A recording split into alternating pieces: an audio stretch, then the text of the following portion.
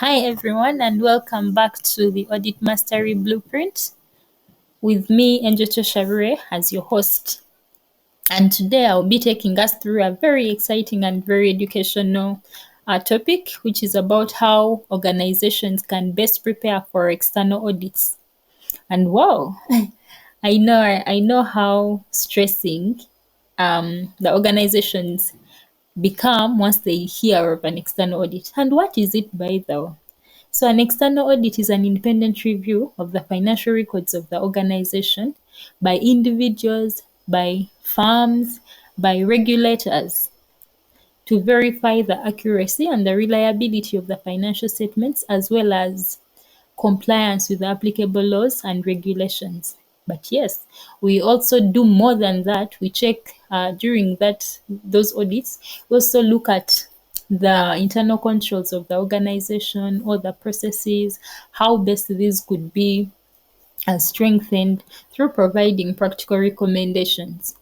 So that is basically, in summary, what an external audit is, and it is meant to strengthen, not to break or not to accuse, but to strengthen the organization's controls, as well as the organization in general, by providing recommendations for the weaknesses identified. So today we dive into how we can prepare, and I'm going to break the phase of preparation into three. One, that is before the audit. Two, during the audit. Three, after the audit, with an intention of benefiting from the audit while maintaining the stress levels as minimal as possible. Let us say, while eliminating the stress levels. So, before the audit, what can we do to ensure that we are ahead of the auditors? To ensure that we do not act on the last minute, and to ensure that we are on top of our game even before we have it started. One, let's organize all our financial records. Let's organize the contracts, let's organize the invoices, those receipts, in an easy to access environment.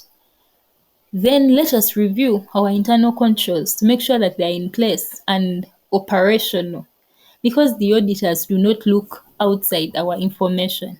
They look within our information. It is our processes that we tell them, and it is our processes that they check.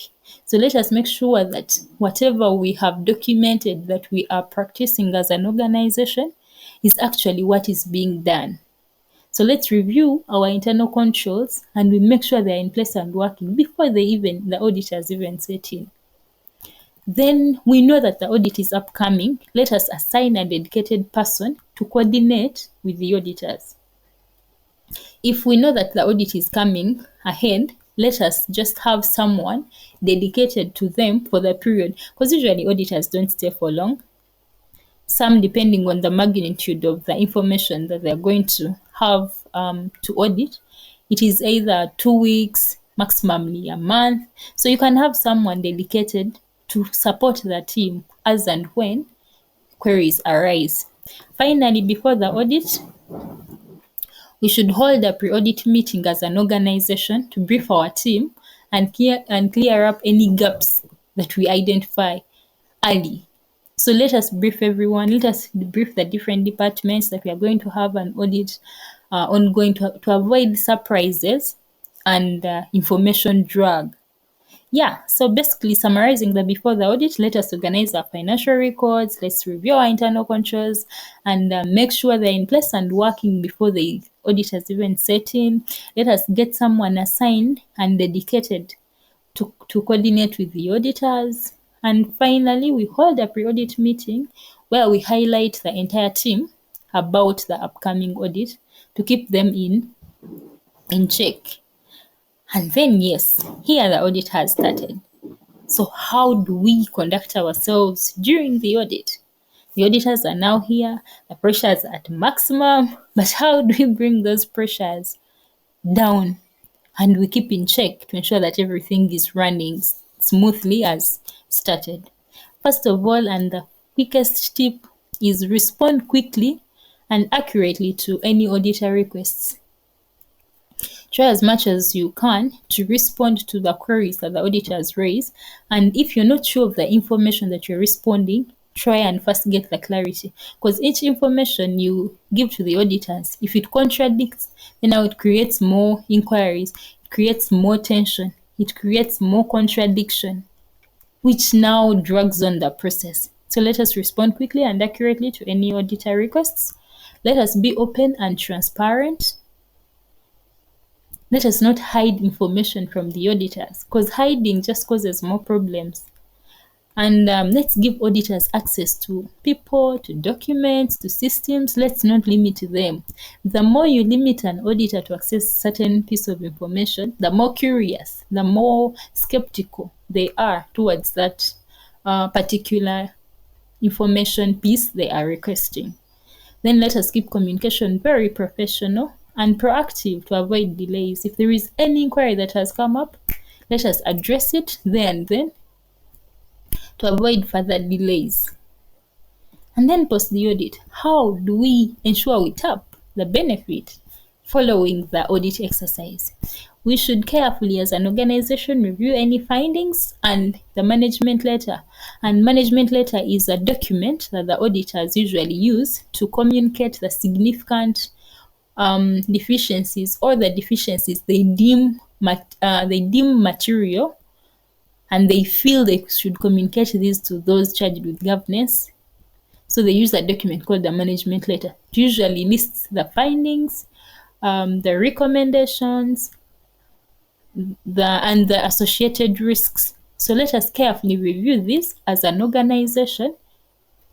Then 2, we implement the corrective actions on any issues identified.